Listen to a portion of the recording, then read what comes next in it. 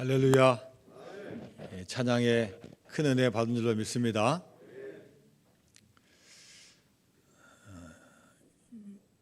미국에 가보면, 저는 안 가봤지만요, 미국에서 가장 흔하고 가장 많이 불려지고 있는 이름이 있습니다. 자, 물론 좋은 이름이 많이 있지만 그 중에 남자아이들이 짓는 이름 중에 피터라는 이름이 있습니다. 피터. 많은 분들이 피터라는 이름을 좋아하고 사용합니다. 자, 그 피터를 우리 한글로, 우리말로 해석하면 성경의 인물 누굽니까? 베드로입니다. 이 베드로라는 단어, 피터라는 단어는 반석이라는 의미가 있어서 너무나 좋아하는 이름이고, 또 지금도 베드로 하면은 아마 전 세계 사람들이 이름 다 들어봤을 겁니다. 심지어 믿지 않는 사람들도 베드로 하면은 예수님의 수제자다, 또 예수님의 복음을 전한 사도다 해서 우리가 이 베드로에 대해서 많이 알고 있습니다. 마찬가지 초대교회에서 이 베드로의 지위는 말로 표현할 수가 없습니다. 우리의 구원자로 오신 예수님의 수제자에 따라는 그 하나만 가지고도 이 베드로가 받는 존경과 칭호는 상당했습니다. 그런데 베드로는 오늘 이 베드로전서에서 흩어져 있는 많은 교회와 교인들에게 편지를 보내면서 자신을 드러내고 자랑하기보다는 오히려 겸손한 표현을 씁니다. 나는 예수님의 제자이자 사도이다, 나는 예수님의 수제자이다 하면은 다 알 수 있을 텐데 그런 표현을 사용하지 않고 오히려 자신을 겸손히 낮추는 표현을 사용하고 있습니다.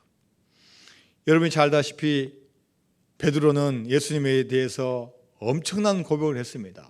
너희들은 나를 누구라고 하느냐 할 때 베드로가 주는 그리스도시요 살아계신 하나님의 아들이십니다, 이 고백을 했어요. 예수님도 이 대답에 너무나 흡족하고 너무 좋아서 뭐라고 말씀하셨습니까? 바요나 시모나 내가 복이 있도다. 이를 내게 알게 하니는 혈육이 아니요 하늘에 계신 내 아버지시니라. 또 내가 내게 이르노니 너는 베드로라. 내가 이 반석 위에 내 교회를 세우리니 음부의 권세가 이기지 못하리라. 이 베드로가 받는 축복은요 어마어마한 거예요. 베드로가 교회는 아니지만 이 베드로의 믿음의 고백 위에 교회를 세운다고 하셨으니 여러분, 이 베드로가 얼마나 귀한 사람입니까? 그럼에도 불구하고 이 베드로는 어떤 것을 자랑하는 것보다도 오히려 더욱더 겸손하게 편지를 쓰는 거예요. 자, 오늘 본문 베드로전서 5장 1절 말씀 같이 읽습니다. 시작. 너희 중 장로들에게 권하노니 나는 함께 장로된 자요 그리스도의 고난의 증인이요 나타날 영광에 참여할 자니라. 자, 이 1절 말씀에 보면은 두 번 반복되는 단어가 뭡니까? 장로라는 단어예요. 이 장로라는 단어를 헬라어로 찾아보니까 프로스비테로스라는 단어입니다. 그런데 이 단어는 어떤 특별한 직책이나 직분이 아니에요. 이 단어는 뜻이 뭐냐?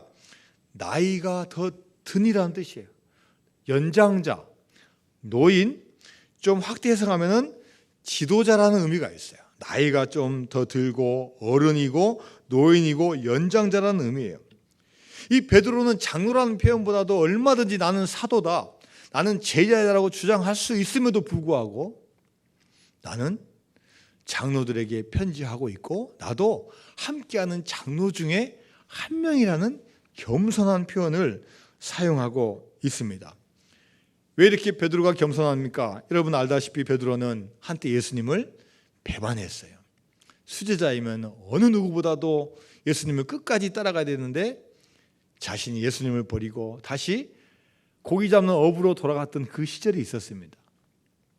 실패와 절망과 좌절감으로 아마 옛날로 다시 돌아갔을 것입니다. 그런데 예수님은 부활하셔서 그 베드로를 다시 찾아가 주신 거예요. 만나 주신 거예요. 야, 너 배반했으니까 내가 너만 제자냐? 내가 다른 제자를 쓰면 되지? 그러지 않으셨어요. 한번 나에게 맡겨진 제자를 끝까지 찾아가 주시고 회복시켜 주시고 그에게 사명을 주신 거예요. 내가 나를 사랑하느냐? 예, 주님 사랑합니다. 내가 나를 정말로 사랑하느냐? 예, 사랑합니다. 그러면 내 양을 먹이라. 이 사명을 예수님께서 베드로에게 주셨습니다. 자, 그렇다면 이 베드로전서는 베드로가 쓴 편지인데 그 편지를 받는 사람은 누구입니까? 자, 베드로전서 5장 우리가 1절과 2절 베드로전서 1장 1절과 2절 말씀 한번 같이 봅니다. 시작. 예수 그리스도의 사도 베드로는 본도, 갈라디아, 갑바도기아, 아시아와 비두니아에 흩어진 나그네. 자, 여기까지만요. 1절 보면은 자, 베드로가 편지를 썼는데 본도, 길리기아 등에 있는 여러 가지 땅에 편지를 보냈는데 거기에 있는 누구한테 편지를 썼다고요? 흩어져 있는 나그네에게 편지를 썼다고 이야기했습니다. 자, 그러면 왜 베드로는 흩어져 있는 나그네에게 편지를 썼습니까? 이 흩어진 나그네는 더 좋은 환경과 잘 사는 나라에 가서 이민 간 게 아니라 당시에 초대교회 네로 황제나 도미티나누스 황제의 그 핍박과 박해를 피해서 어쩔 수 없이 믿음을 지키기 위해서 흩어진 거예요.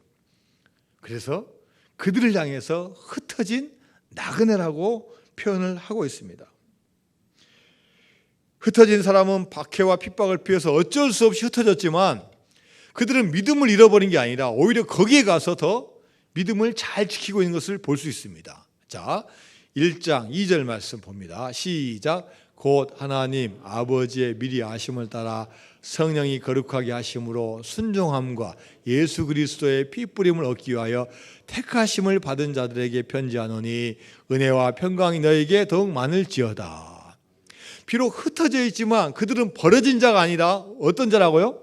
하나님으로부터 택함을 받은 자예요. 이 말씀을 메시지 성경을 보니까 이렇게 표현되어 있습니다.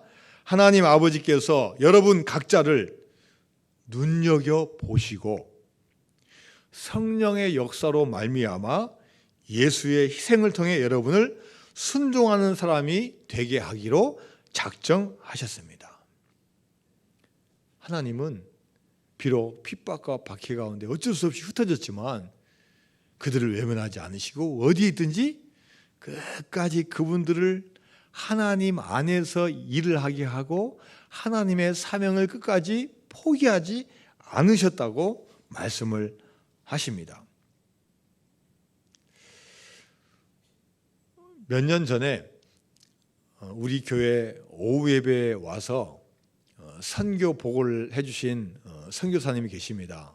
혹시 그 당시에 참석하셨다면은 인도네시아에서 선교하시는 윤상혁 선교사님이십니다. 저희 교회가 뭐 후원을 하거나 파송하지는 않았지만 우리 당시에 우리 지휘자님하고 연결되어서 저에게 교회에 오게 하셔서 우리가 한번 말씀을 들은 적이 있습니다. 이분이 인도네시아 선교사로 가셨는데 우리 교회 오기 몇 달 전에 인도네시아의 다른 지역으로 옮기셨어요. 메단이라는 지역인데 이분이 메단에 갔을 때 그 지역에 교회가 9개가 있었고 9명의 사역자가 있었다고 그 당시에 보고를 했습니다. 그리고 제가 2020년도까지 40개의 교회를 세우고 40명의 사역자를 그 교회에 세우겠습니다. 이렇게 해서 저희들한테 선포하면서 우리 광주 제일명성교회 교인들도 기도해 주십시오라고 그랬던 기억이 납니다. 그런데 이분이 몇 주 전에 선교 편지를 보내오셨어요. 지금 코로나 상황인데도 아직도 인도네시아에 계십니다. 인도네시아에서 거의 한 8년, 9년 선교를 했는데 이제 올해 말에 이제 뭐 그 한 달밖에 안 남은 올해 말에 이제 한국으로 들어오신다는 거예요. 그래서 한국에 있는 KPG라는 단체, 우리 이 개신교 교단 중에 우리 고려 신학교라고 있습니다. 거기에 있는 큰 교단에 모든 선거를 담당하는 이 총무 역할을 3년 동안 하기 위해서 다시 한국으로 오신다고 하면서 선교 편지를 보내오셨어요. 그러면서 그동안 5년 동안 사역했는데 9개였던 교회가 22개 교회가 되었고 9명의 사역자가 28명이 되었습니다. 저의 기도와 계획으로는 40명을 하려고 했는데 제 능력도 부족하고 한계도 있고 또 코로나도 와가지고 잘 끝까지 40명을 채우지 못했습니다. 참 안타깝습니다. 이렇게 하면서 편지를 보내오셨어요. 자, 여러분, 그렇다 하더라도 여러분, 이분이 9개 교회를 22개 만들고 9명의 사역자를 28명이 되었다는 편지를 보내는데 여러분, 이게 잘했습니까? 별로예요. 어마어마하게 잘하신 거예요. 이 선교 현장에서 교회를 새로 이렇게 10몇 개를 세우고 수십 명의 사역자를 세운다는 거요, 정말로 인간적으로 할 수 없는 거예요. 그런데 이분이 편지 마지막에 썼던 글이 제 마음 가운데 탁 다가왔어요. 이분이 뭐라고 썼냐면요, 하나님의 사람들은 헤어지지 않습니다. 다만 그분의 나라와 복음을 위해 맡겨주신 사명을 따라 흩어질 뿐입니다. 이렇게 이분이 글을 쓰셨어요. 자, 그렇습니다. 하나님의 사람, 하나님의 성도는 잠시 이별하고 헤어지는 거지, 헤어지는 것이 아니라 하나님의 섭리와 계획에 따라서 흩어진다는 거예요. 우리는 여기가 별로니까 다른 데로 옮기고, 고향이 별로니까 고향을 떠나서 다른 게 가기 위해서 이별하거나 헤어지는 게 아니라, 하나님은 우리 성도들을 어디를 가든지 하나님의 계획에 따라 우리를 흩어놓으시는 그런 사명을 우리에게 주신다는 겁니다. 할렐루야. 그래서 우리는 주님께서 말씀하시면 가는 거고, 멈추라면 멈추는 거고, 선교하라면 선교하는 거고, 야, 지금 때가 아니다 그러면은 아닌 거고, 주님께서 명령하고 말씀대로 가는 게 우리 성도의 본분이고 교인이 되는 줄로 믿습니다. 자, 우리 같이 찬양하고 합니다. 주님 말씀하시면 우리 같이 찬양합니다.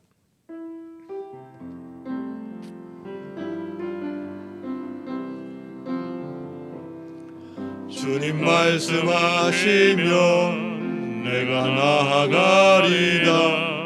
주님 뜻이 아니면 내가 멈춰서리다. 나의 가고 서는 것 주님 뜻에 있으니 오 주님 나를 이끄소서. 주님 말씀하시면 내가 나아가리다. 주님 뜻이 아니면 내가 멈춰서리다. 나의 가고 서는 것 주님 뜻에 있으니 오 주님 나를 이끄소서. 뜻하신 그곳에 나 있기 원합니다. 이끄시는 대로 순종하며 살리니 연약한 내 영혼 통하여 일하소서. 주님 나라와 그 뜻을 위하여 뜻하신 그곳에 나 있기 원합니다. 이끄시는 대로 순종하며 살리니 연약한 내 영혼 통하여 일하소서. 주님 나라와 그 뜻을 위하여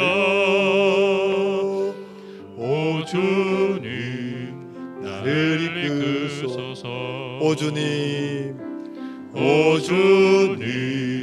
나를 이끄소서. 이 찬양의 마지막 부분을 보니까요, 이끄시는 대로 순종하며 살리니 연약한 내 영혼 통하여 일하소서. 주님 나라와 그 뜻을 위하여. 우리 영혼이 강건하면 얼마나 강건하고 강하겠습니까? 우리가 인생 살아가면서 때로는 너무나 부족하고 실수하고 좌절하고 절망하고 연약하지만 하나님 그 연약한 영혼을 딱 붙잡아 주시고 그분의 섭리와 뜻대로 우리를 이끌어 나가시는 역사를 행하시는 줄로 믿습니다. 그래서 우리 교인들은 어디에 있든지 어디에 있는 게 중요한 게 아니라 어디에 있든지 주님의 말씀에 순종하는 게 우리 교인입니다. 하나님의 사람은 자신 있는 곳에서 자부심을 가지고 자기 역할에 충실해야 하는 사람입니다. 초대교회 시절에 수많은 복음 사역을 감당한 사도 바울도 자기의 직분에 대해서 어마어마한 자부심을 가졌습니다. 자, 로마서 11장 13절 말씀입니다. 시작. 내가 이방인인 너희에게 말하노라. 내가 이방인의 사도인 만큼 내 직분을 영광스럽게 여기노니. 이 사도 바울은요, 그냥 이 직분이 보통 직분이 아니에요. 어떻게 여긴다고요? 영광스럽게 여기는 직분을 받았다고 고백하고 있습니다. 베드로도 흩어진 교회와 성도들에게 편지를 보내면서 교회 성도들에게 권면합니다. 여러분들 흩어져 있지만 핍박과 박해로 인해서 어쩔 수 없이 우리가 도망가서 어쩔 수 없이 그곳에서 믿음 생활하고 있지만 여러분 주님이 맡겨준 일 여러분 경홀히 여기지 마십시오. 소홀히 여기지 마십시오. 그 역할을 억지로 하지 마시고 기쁘고 즐거운 마음으로 하라고 우리에게 권면하고 있습니다. 자, 베드로전서 5장 2절 말씀입니다. 시작. 너희 중에 있는 하나님의 양 무리를 치되 억지로 하지 말고 하나님의 뜻을 따라 자원함을 하며 더러운 이득을 위하여 하지 말고 기꺼이 하면. 자, 베드로는 편지를 보내면서 모두 다 여러분들은 교회에서 주신 귀한 사명이 있습니다. 무엇보다도 양 무리를 돌보고 치는 그 직분이 있습니다. 2명 이상이 되면 누군가는 반드시 가르치고 가르쳐야 됩니다. 훈련하고 훈련 받아야 됩니다. 하나님은 다양한 형태로 세워주셨지만 그 모임과 그 부서와 그 공동체를 통해서 서로 배우게 하고 서로 먹이게 하고 서로 사역을 감당하게 합니다. 어떻게 사역을 하라고 이야기하고 있습니까? 억지로 하지 말고 하나님의 뜻을 따라 자원함으로 하며 더러운 이득을 위해 하지 말고 기꺼이 하라고 말씀하고 있습니다. 직분자의 자세는 어떤 회사나 어떤 사업일이나 어떤 일이 강제적으로 주어진 게 아니라 그 일을 나에게 주어졌을 때 자원함으로 하고 감사함으로 하고 기쁨으로 할 때 하나님께서 더 큰 은혜를 줄 줄로 믿습니다. 제가 지난주에 서울에 있는 한 카페에 들어갔습니다. 카페가 지하에 있더라고요. 그래서 이 카페 이름이 뭔가 하고 카페 이름 보니까요. 카페 제목이 페이지 79예요. 카페 이름이. 저는 그런 거 보면은 그냥 못 지나갑니다. 가서 차를 한잔 시키면서 주인에게 물어봤어요. 아이 주인 아저씨, 왜 카페 이름이 페이지 79입니까? 아, 그분이 교인이에요, 교인. 제가요 카페 사업을 준비하면서 카페를 할까 뭘 할까 어떻게 할까 하면서 제가 성경을 한번 읽고 한번 시작해보자 해서 성경 말씀을 읽게 되었습니다. 성경 읽다 보니까 신약성경 79페이지에 있는 한 구절이 저에게 쏙 들어왔습니다. 저는 그동안 이 말씀에 대해서 그냥 지나쳐버리고 좀 부담되어서 그냥 많은 말씀 중에 하나로 생각했는데 그날만큼은 이 말씀이 제 마음 가운데 확 왔습니다. 제가 집에 와서 찾아봤어요. 그리고 또 그분이 또 한 구절이 있기 때문에 제가 찾아보니까 제 성경책으로는 78페이지더라고요. 그런다고 카페 이름을 바꾸라 할 수도 없고, 어쨌든 신약성경 79페이지 마가복음 13장에는 구절이 뭐냐면요, 주의하라, 깨어 있으라, 그때가 언제인지 알지 못함이라. 뭐 일반 분들에게는 이렇게 그렇게 중요한 말씀이 아닐 수도 있는데 이 말씀이 자기에게는 엄청나게 다가와요. 주의하라, 조심하라는 이야기죠. 그리고 어떻게 있으라고요? 깨어 있으라. 그때 자기 마음 가운데 어떤 마음이 들었겠습니까? 그래, 사업을 하나 해도 남들이 하는 수많은 카페 중에 하나가 아니라 나는 믿음의 사람으로 이 카페를 어떻게 조심스럽게, 어떻게 또 주의하면서 깨어 있어서 내가 이 카페를 운영할까? 그런 마음을 가지고 저는 사업에 임하게 되었습니다. 라고 이분이 대답을 했습니다.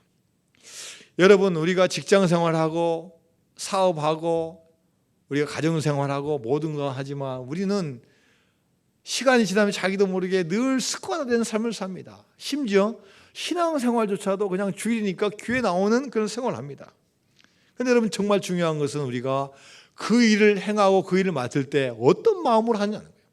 정말로 우리가 조심스럽게 하고 정말로 깨어 있어서 하나님 주신 나의 사명이 뭔지를 우리가 깨닫고 하는지 우리가 한번 다시 생각해 볼 필요가 있다는 거예요.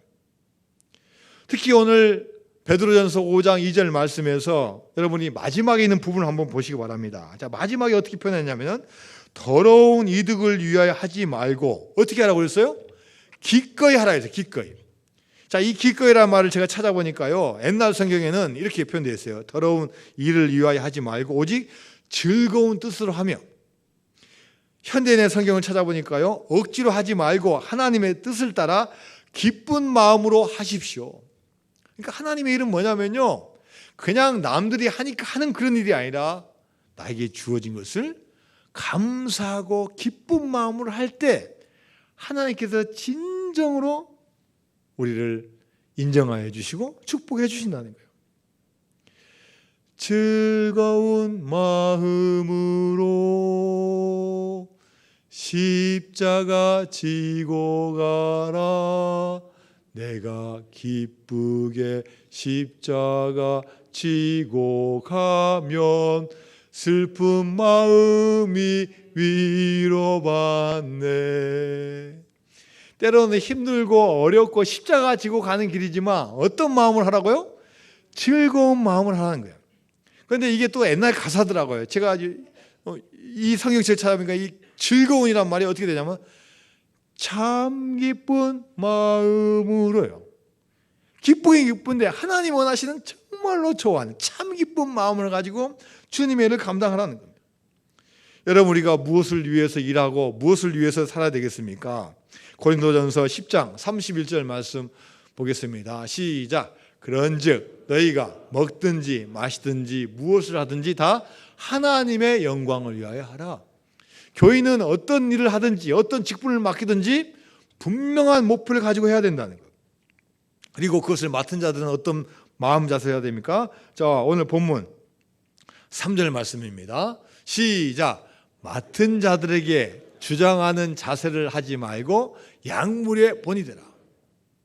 맡은 분들은 어떤 것에서 나의 것을 주장하기보다는 남의 본이 되고 남이 칭찬해 줄 수 있는 그런 일을 하라는 거예요.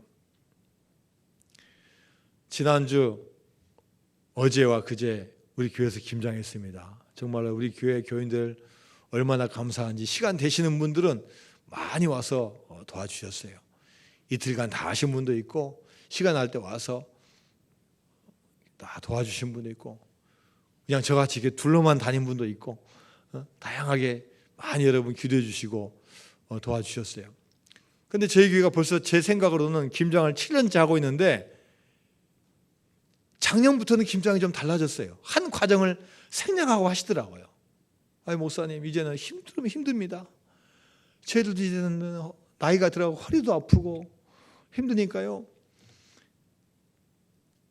어떤 과정을 생략했을까요? 그래요. 이제 절이는 그 과정을 딱 빼버리셨어요. 절임 배추를 바로 사버린 거예요.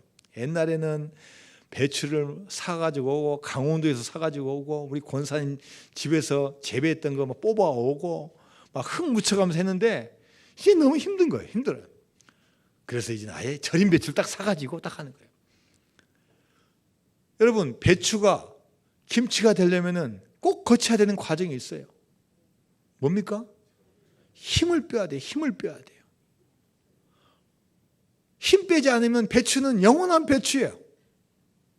김치가 되기 위해서는 소금물에 확 절여가지고 힘을 다 빼야 돼요.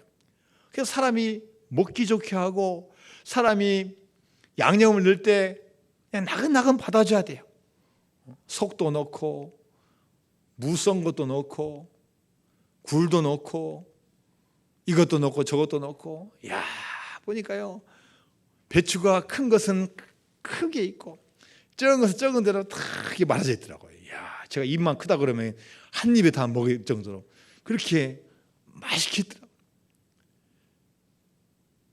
뻣뻣한 거 그거 다 빼야만이 맛있는 김치가 완성이 되는 겁니다. 예수님은 먼저 우리에게 직분자로서의 본을 보여주셨습니다. 어떻게 섬겨야 되는지를 보여주셨어요. 자, 요한복음 13장 15절 말씀입니다. 시작. 내가 너희에게 행한 것 같이 너희도 행하게 하려 하여 본을 보여.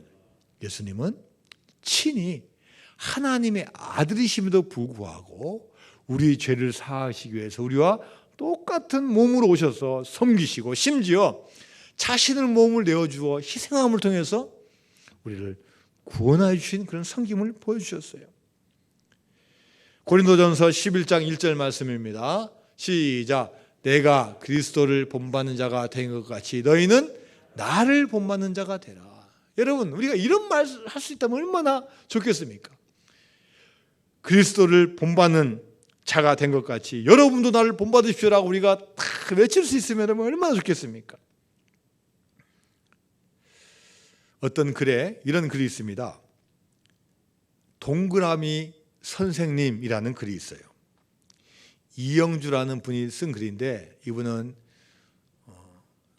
여고 시절을 보내고 다른 사람들과 똑같이 직장 생활하고 결혼해서 아이를 낳고 죽습니다. 그런데 어느 날 길을 가다가 탁 눈이 마주쳤어요. 어디서 봤더라. 보니까 마을 주민도 아니고 어디서 많이 본 것 같아요. 둘이 딱 맞았고요. 보니까 여고 동창생이에요. 야 반갑다, 이게 몇 년 만이냐. 야 가자 해가지고 카페 가서요 대화를 하는데 몇 시간 지나간 줄은 몰라요. 그러면서 이 이영주 씨 친구가 이 영주 씨한테 이야기하는 거예요. 야 영주야, 너 우리 고등학교 때 담임 선생님 그 수학 선생님 알지? 그래 알지. 얼마 전에 돌아가셨어. 그런데 슬퍼야 되는데 그렇게 슬프지 않는 거예요. 왜냐하면 그 담임 선생님이 별로 안 좋았어. 기억에 맨날 꾸중하고 맨날 벌 줬던 기억이 나요. 그래?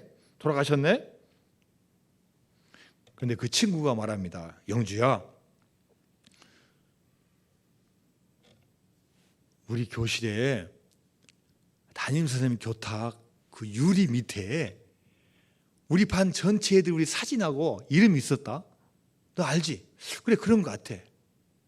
내가 어느 날 청소하다가 우연히 봤는데 거기에 몇몇 애들 이름에 동그라미가 쳐져 있었어.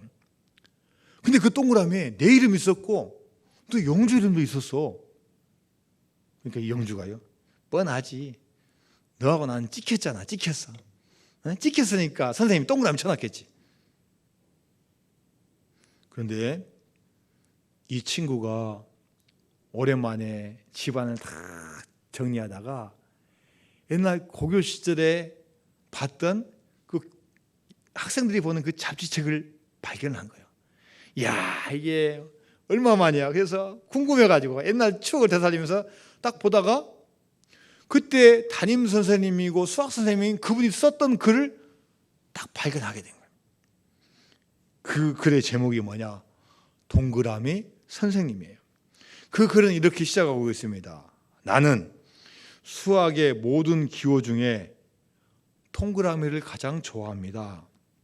이 원만하고 뭐가 없는 둥금은 나의 학생들에게 내가 기대하는 인격의 목표입니다. 나는 나의 학생들이 공부만 잘하고 수학 문제만 잘 푸는 학생으로 교정을 떠나기를 원하지 않습니다. 나는 그들이 동그라미처럼 원만한 인격의 소유자로 사회에 나가는 것을 보고 싶습니다. 이 글을 이 친구가 읽은 거예요. 늘 선생님에게 꾸중 듣고 벌을 받았는데 선생님이 나를 싫어해서 한 게 아니라 나를 더 잘 다듬으려고, 나를 더 훌륭한 사람이 되게 하려고 나에게 벌 주고 혼냈던 것을 생각하니까 이분이 그 자리에 무너져 대성통곡하면서 이런 결단을 고백했다고 합니다. 선생님, 그랬군요. 그래서 저를 꾸중하시고 저를 책망하셨군요. 선생님, 그 마음을 이제는 알겠습니다. 저 이제부터라도 동그라미 인생, 동그라미 제자가 되겠습니다. 여러분, 하나님은 우리가 구원받는 것에 멈추기를 원하지 않으십니다. 하나님은 우리가 뭘 잘해서 구원을 주신 게 아니에요. 그냥 믿음으로 말미암아 하나님의 은혜로 우리는 어마어마한 선물을 받은 거예요. 그러나 하나님이 선물을 주셨지만 하나님이 우리에게 계획하고 의도하고 원하신 게 있을 거예요. 물론 안 지켜도 하나님께서 뭐 특별한 말씀 안 하시겠지만 하나님은 우리를 향한 아름다운 계획을 갖고 계신 거예요. 어떤 부모가 자식을 낳았는데 자식이 계속 젖만 먹고 있고 자라지 않는다면 여러분 이 부모가 얼마나 답답하겠습니까? 하나님도 우리 성도들이 구원받고 나서 더 성숙하게 되고 성장하게 되고 직분자가 되어서 많은 일들을 하기를 원하시는 거예요. 그래서 에베소서 4장 13절을 보면요, 그리스도의 모습까지, 그리스도까지 우리가 충분히 성장하기를 원하신 거예요. 그리스도의 분량만큼 충분히 성장하기를 원하시는 게 바로 하나님의 뜻이에요. 여러분, 이제 올해가 별로 남지 않았습니다. 올해는 봉사를 하고 싶어도 그렇게 봉사를 하지 못했습니다. 코로나가 있기 때문에 예배 참석한 것만 해도 우리가 정말로 중요한 거였고, 우리가 찬양대를 마음대로 할 수도 없었고, 그리고 뭐 교회 학교를 마음대로 할 수 없었고, 모든 부서가 어떤 활동을 할 수 없었어요. 어제도 우리 교회에서 우리 안수 집사님들 모임을 가졌는데 딱 1년에 딱 2번 원래 했습니다. 원래 연초에 한 번 하고 이제 딱 한 번 한 거예요. 모든 부서가 다 그렇게 했습니다. 자, 여러분, 일꾼은 누가 세웁니까? 직분자는 누가 세우고 누가 임명합니까? 자, 에베소서 4장 11절 말씀입니다. 시작. 그가 어떤 사람은 사도로, 어떤 사람은 선지자로, 어떤 사람은 복음 전하는 자로, 어떤 사람은 목사와 교사로 삼으셨으니. 자, 잘 보세요. 교회에서는 다 모든 직분이 나오지 않았지만 어떤 사람은 사도요, 어떤 사람은 선지자요, 어떤 사람은 복음 전하는 자요, 어떤 사람은 목사요, 교사로 삼으셨는데 누가 삼으셨어요? 11절 첫 단어가 뭡니까? 그가요, 그가. 그가가 담임 목사입니까? 앞에는 10절 말씀을 보니까 뭐라고 되어 있냐면요, 그가 곧 모든 하늘 위에 오르신 자니 이는 만물을 충만하게 하려 하십니다. 누가 세우신 거예요? 주님이 세우신 거예요. 하나님이 세우신 거예요. 초대교회 일꾼이 필요해서 7명의 집사를 세웠어요. 물론 다 살펴봐서 투표도 하고 제비뽑기도 했지만 사람이 했지만 그 누가 세우신 거예요? 하나님이 세우신 거예요. 성령 충만하고 믿음 충만하고 지혜 충만하고 사람들에게 본이 되는 칭찬받는 사람을 하나님께서 세워주신 거예요. 여러분, 우리는 또 주님의 일을 위해서 달려가는 직분자들입니다. 70이 되어서 은퇴했다고 교회에서의 사역이 끝난 것도 아니고, 나는 교회학교 학생이니까 어리니까 그냥 예배만 드린다고 그런 사역자 아닙니다. 우리는 어린아이부터 어른까지 내가 예배를 통해서, 기도를 통해서, 전도를 통해서, 또 맡은 역할을 통해서 다 직분을 맡고 있는 거예요. 어떤 분은 찬양의 은사가 있고, 어떤 분은 가르치는 은사가 있고, 어떤 분은 섬기고 봉사하는 거 있고, 어떤 분은 한마디도 안 하는데 그냥 다 하는 분이 있고, 또 어떤 분은 아주 말씀을 잘해서 많은 분에게 격려해 주는 분도 있고, 우리가 지금 은사는 다양한 거예요. 하지만 이 모두는 하나님께서 임명해 주셨다는 거예요. 할렐루야. 그렇기 때문에 우리는 억지로 하지 말고 자원하는 마음을 가지고 하나님의 뜻에 따라서 감사함으로 기꺼이 참 기쁨으로 감당해야 될 줄로 믿습니다.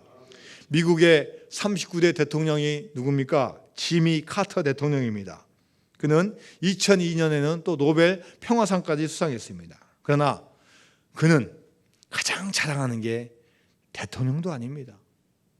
노벨 평화상 수상도 아닙니다. 그는 자랑하는 거, 나는 교회에서 교사 직분 맡는 거, 그거 하나를 끝까지 가장 자랑스럽게 여기는 거예요. 대통령을 마치고 자신이 섬겼던 조그마한 시골 교회 가서 지금까지도 옛날처럼 주일학교 교사로 섬기고 있습니다. 몇 년 전에 암에 걸려서 암투병을 한 적이 있어도 주일 예배를 참석하고 매주 주일학교 봉사를 쉬지 않았습니다. 지금 1924년생으로 97세예요. 몇 년 전에 했던 그의 말이 있습니다. 나의 소원은 내가 할 수 있을 때까지 이 교회에서 주일학교 봉사를 할 것입니다. 그는 한 달에 한 번씩 아내와 함께 교회 청소 당번이 되어 청소를 하며 섬기고 있습니다. 여러분, 세상에서 가장 영광스러운 일은 무엇이겠습니까? 대통령이 여러분을 장관으로 세우면 여러분은 얼마나 영광입니까? 아마 현직 다 그만두고 다 청와대 달려가서 그 임명장을 받을 겁니다. 하물며 하늘 천지 우주 만물을 지으신 그분이 여러분에게 임명장을 준다면 여러분, 우리가 기쁜 마음으로 감당해야 되지 않겠습니까? 직분을 주신 목적이 무엇입니까? 에베소서 4장 12절 말씀입니다. 시작. 이는 성도를 온전하게 하여 봉사일을 하게 하며 그리스도의 몸을 세우려 하심이라. 여러분, 우리의 봉사의 목적은 주님의 몸을 세우는 거예요. 주님의 몸을 세워서 주님을 기쁘게 하고 하나님께 영광을 돌리는 데 목적이 있는 줄로 믿습니다. 마지막으로 봉사자에게 주신 하나님의 축복이 뭡니까? 자, 베드로전서 5장 4절 말씀입니다. 시작. 그리하면 목자장이 나타나실 때 시들지 아니하는 영광의 관을 얻으리라. 그 당시 초대교회 사람들에게는 가장 큰 영광이 뭐겠습니까? 그 당시 그리스 아테네 쪽에 있었던 뭐예요? 마라톤이에요. 마라톤에서 우승하면 뭘 줘요? 월계관을 주는 거예요. 감람나무, 올리브나무로 다 엮은 그걸 줘요. 근데 아무리 멋지고 아무리 귀해도 시들어버린 식물로 만든 거예요. 그러나 주님 위해서 봉사하는 사람은 시들지 않는 영광의 관을 여러분에게 허락하여 줄 줄로 믿습니다. 이 세상 사는 우리 수십 년의 삶 열심히 살아야 되지만 무엇보다도 주님을 위해서 사는 삶은 사라지지 않고 시들지 않고 영원히 살아나는 귀한 축복이 되는 줄로 믿습니다. 하나님 아버지 감사드립니다. 저희들 귀한 자녀 삼아주시고 무엇보다도 주님의 일을 감당할 수 있는 귀한 섬김의 사람으로 세워주심을 감사드립니다. 우리의 섬김이 아무리 조그만한 것일지라도 주님이 주신 것이고 큰 것이어도 주님이 주셨습니다. 개인을 위해서가 아닌 주님의 몸된 교회를 위해서 하나님의 뜻에 따라서 자원함을 가지고 참 기쁨으로 잘 감당할 수 있도록 인도하여 주옵소서. 예수님의 이름으로 기도드리옵나이다. 아멘.